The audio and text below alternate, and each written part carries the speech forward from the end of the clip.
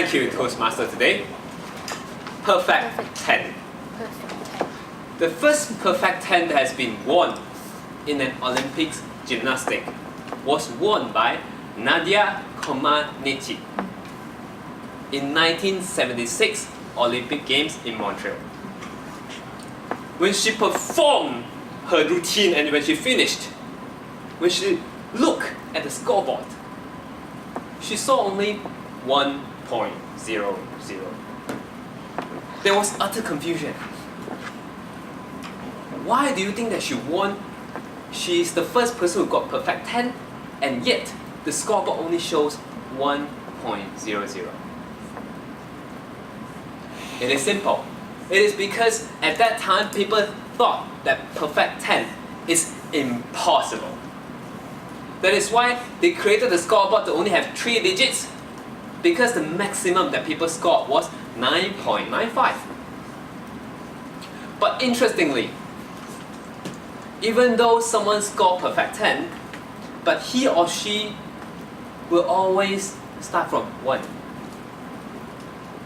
And that 1 is one word. That one word is yes.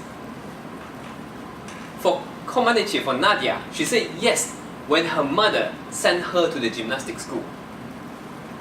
It is also the same in our club, that President Chok Chai said yes, we are going to charter a club.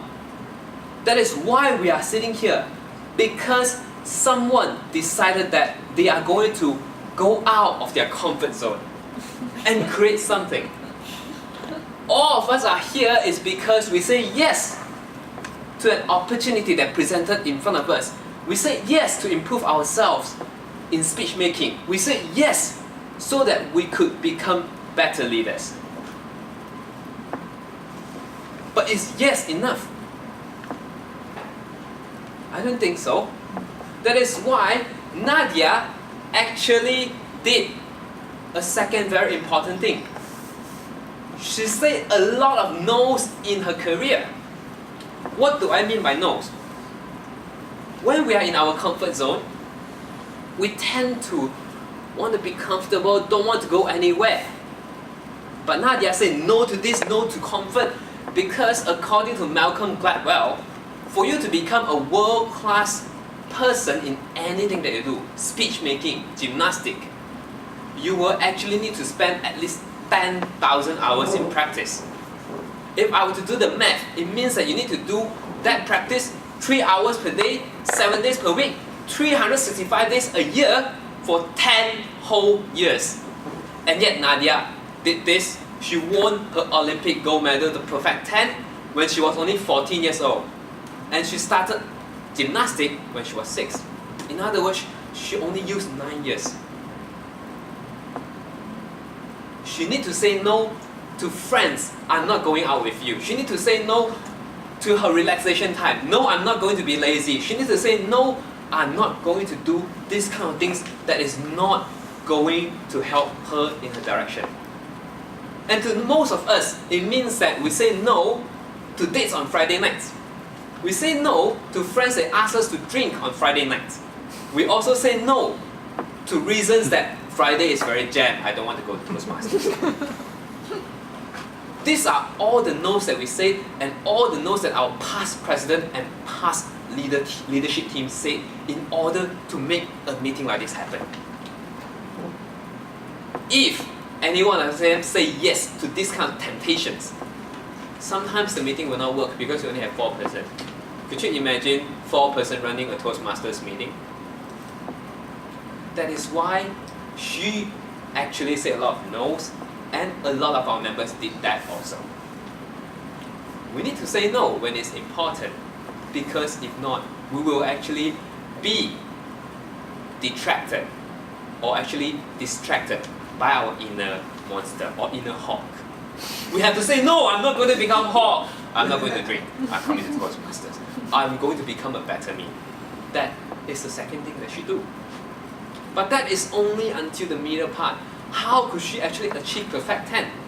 There's another thing that is very important there, which is perseverance. or a simpler word should be persistence. Through her path, there's a lot of things, a lot of obstacles that she needs to go to. A new move, a more hard move that she can't actually master, or she keep failing at certain things, or she's seeing problems. In Toastmasters Club, especially when you deal with people, you always will have obstacles. When you aim high, you always will have obstacles.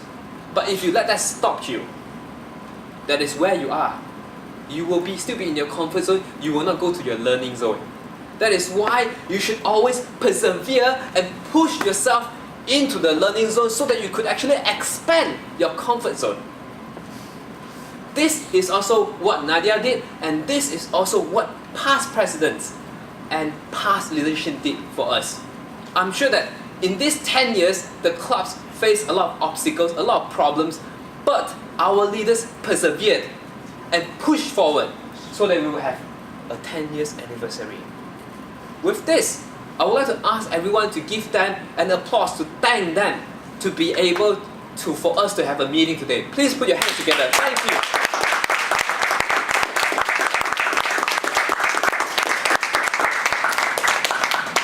But the next question is, we have achieved our perfect 10.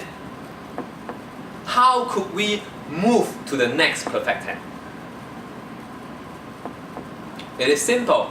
First, say yes. When people actually ask you to go for a leadership role, say yes. When people actually ask you, let's go to Toastmasters, say yes. Or when there's an opportunity present to you, you say yes. Even though you might feel that, can I do it or not? It's okay, say yes first, and you will find out if you can do it or not. It's just like that. Second is to say no. Say no to all the temptations, because you know what is important in your life. Third is to persevere in whatever that you think is important.